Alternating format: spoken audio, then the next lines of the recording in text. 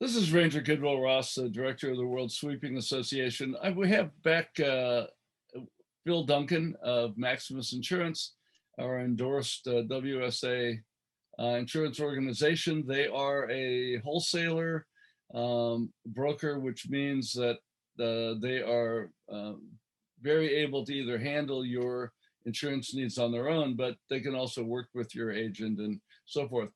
Um, the whole idea of working these series of Zoomcasts with Phil is to try to give you ideas about how you should run your business and how that might affect your insurance. So today's topic is really on the topic of safety and training, and accidents, of course, really impact your insurance rates. Um, so that's one of the things we're going to talk about, and I'll also chime in with what I learned on an expert witness case I was involved with. I can't go into the details, but I will talk about the kinds of things that happen when you have an accident. So, um, Phil, is it fair to say that the big factor in insurance premiums, I mean, of course, it's the size of your business and that sort of thing too, but it's what your accident rate has been, or your previous accidents? Oh, big time. Probably one of the biggest problems is claims that if you have it's not the size of the claim. Like if you have one big claim, that's not the issue. It's frequency. So the frequency and similar types of claims makes an insurance company think that you just don't really care. You're not training your employees to prevent those similar type losses. So it's a key indicator on you're going to have another claim. And in a lot of cases, insurance companies will take a big claim. That term is called a shock loss. So if you have one big claim because someone was injured on an accident, that's why it's called an accident. But if it's you're constantly rear-ending someone, or you're constantly sideswiping someone, then the insurance company is like, well, what are you doing to prevent that? So kind of a practice that that kind of ties into training, right? Like how you when you bring on a new employee, or it's an existing employee, are you giving them all the tools to succeed? And then not only that, are you upkeeping the training? Are you on a monthly or weekly basis just kind of saying, hey, here's some of the things that we've noticed, here's what the industry is saying, would you here's what we recommend, a little bit of driver coaching, a little just anything that you can do to empower your employees to prevent losses, whether it's vehicle maintenance, your pre-inspection, your post-inspections, all of that actions. And if you get to a point where you start documenting these process, you can start using these safety manuals, and with your logs that you're doing certain work, you're doing training, you're doing all the preventative maintenance, you're doing everything you can to prevent losses. You start to present that to insurance companies, and you become a more appealing risk, because you're doing everything you can to not use the insurance. And insurance companies do not like paying claims, I'll tell you that.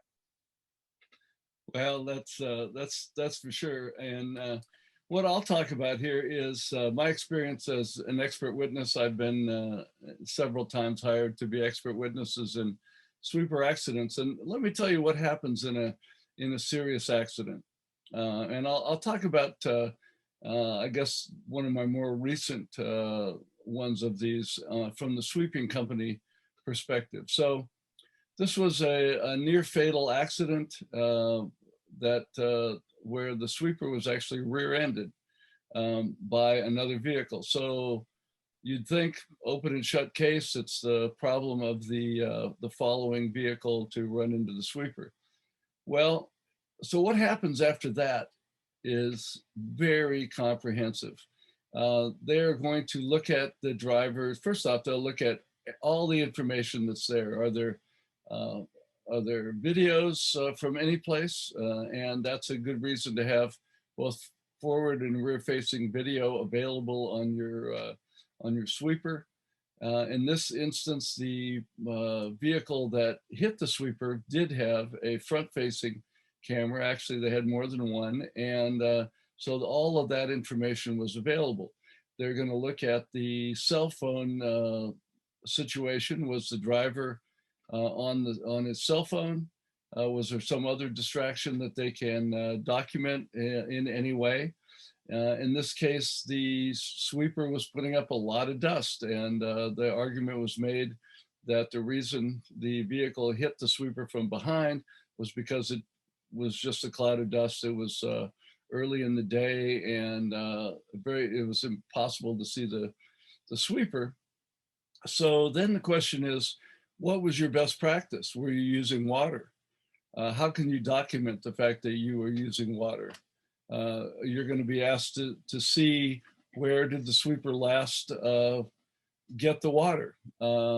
And I know some sweeping contractors will just kind of bootleg their water. Well, if you're bootlegging the water, there's no record that you were using water. So it's very difficult to prove.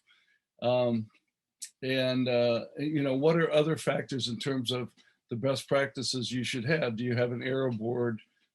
This was a street sweeping incident. So, was there an aero board and clear lights? Were those visible through whatever dust might have been put up? It appeared very unlikely that this particular sweeper was using water. And then let's go to the driver training. They're going to also totally investigate what your training program and your safety program are. In this case, it turned out that the sweeper operator basically didn't have safety meetings.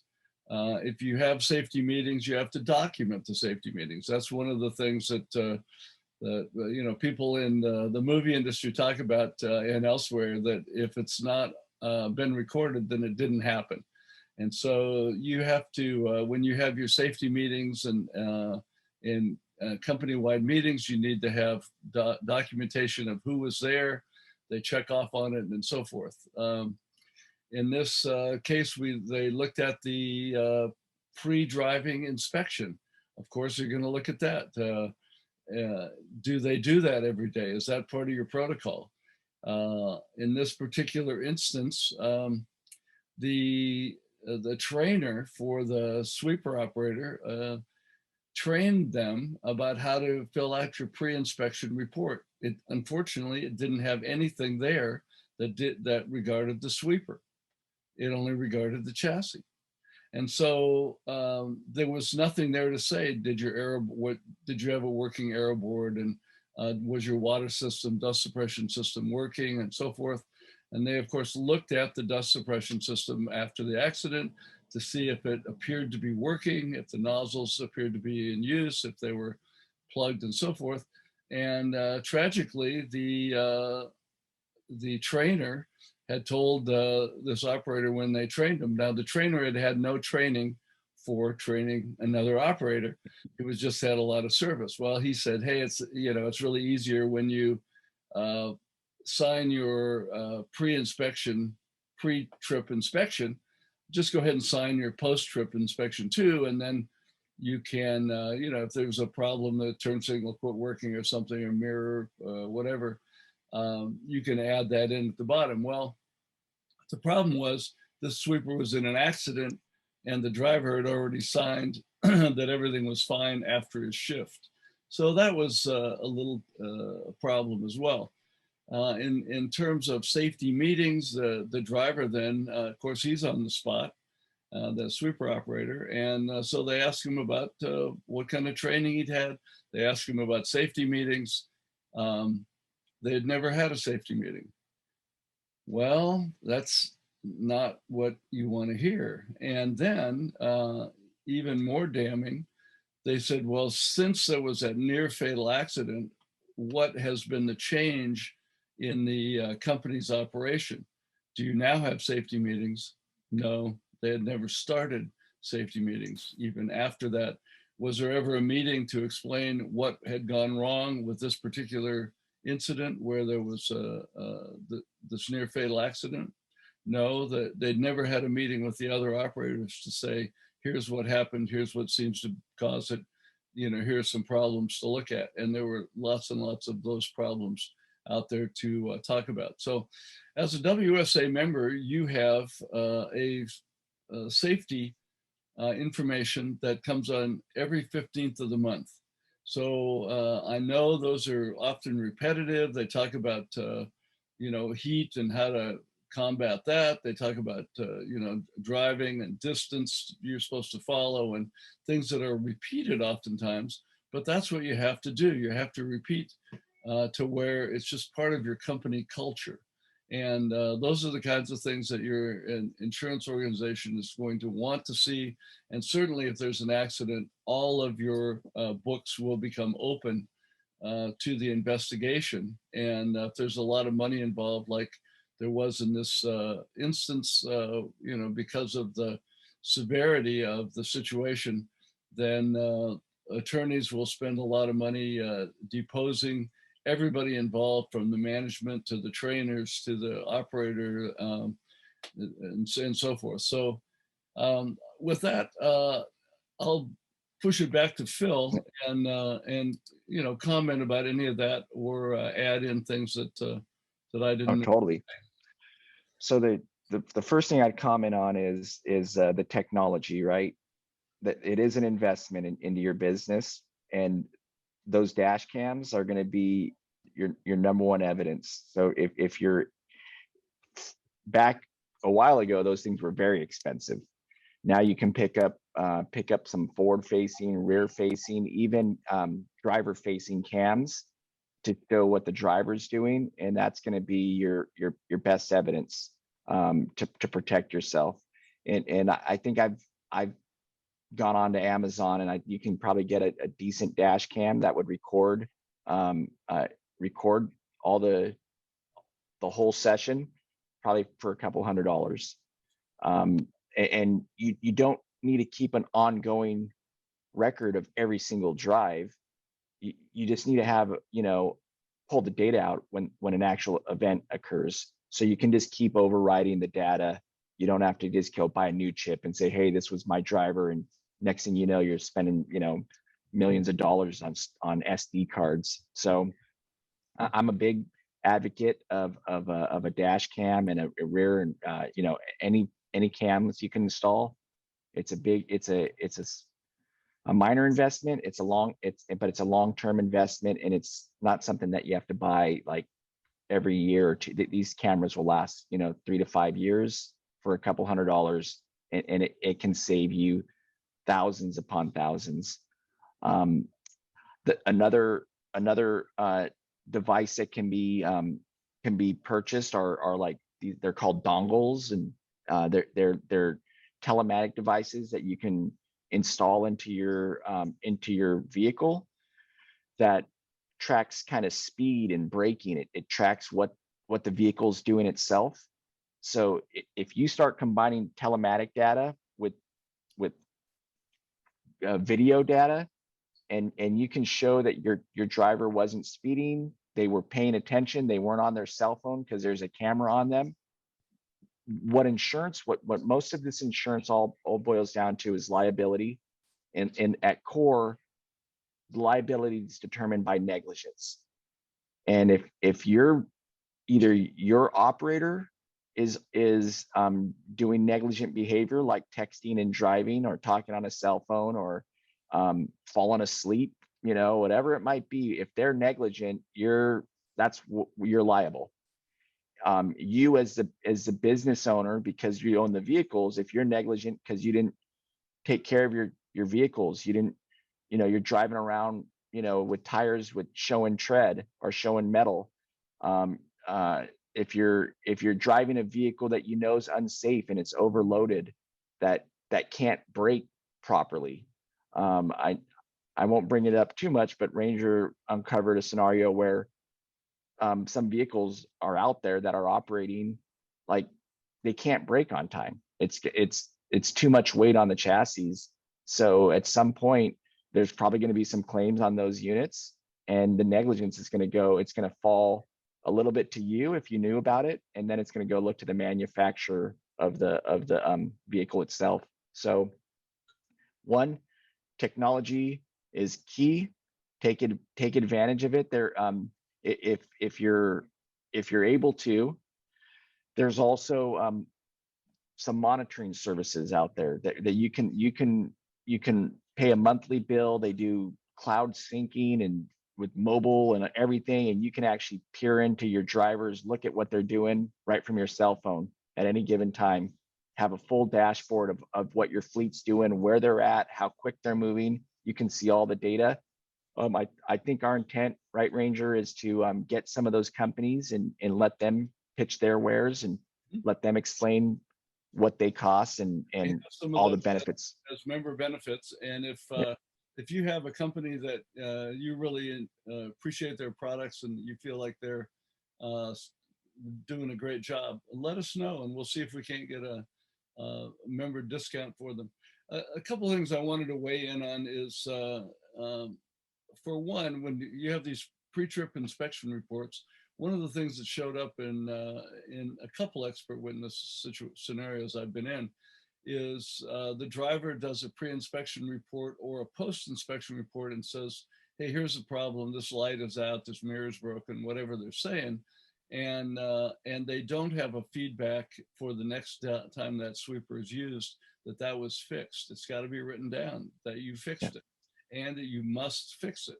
Because imagine if your mirror is broken, you can't see an on car passing on the right, and your driver notified you about that, and then maybe you fixed it, but you didn't write down that it was fixed, and he turns into a car that's coming up from behind. Even though the mirror was fixed, they won't see it that way. They'll see it as you didn't pay attention. And so that's one of the points. The other one I want to make is it's really important, and you'll see this periodically in John Miola's safety bulletins that we put out every month for you. They're easy to use as tailgate talks and so forth. You can print them out and just use them as your notes to go over when you talk to your operators, and then add in whatever else you want to add in. But one of the things he talks about periodically is the importance of close call notifications. You want to really encourage your operators, and there'll be a natural reluctance not to do this, not to tell you that here's what happened and it was almost an accident. And you want to know what those things are and really encourage your operators to tell you. If it shows up on GPS, talk to the operator in private about the lack and what he did, but then probably without bringing up which operator it was, talk about it to all of your operators so they're aware that this almost created an accident, this situation. Here was a close call that we averted this time. And the whole idea is to get better over time. Yeah. Like you hit it on the head. Document. And when you do have an issue, make sure you document what you did to prevent that from happening in the future.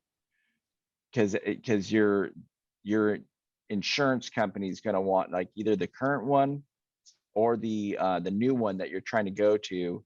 Is going to want to make sure that you've learned your lesson, and you're making steps. You're taking steps to prevent that similar type loss. Kind of as we talked previously, its frequency is the worst. It's not the one big claim. It's the same type of claim over and over. That's going to disqualify you from a lot of insurance companies. So learn from your mistakes. It's probably a good, learn from them and document them. And keep good records. It's a key part of your success in risk management.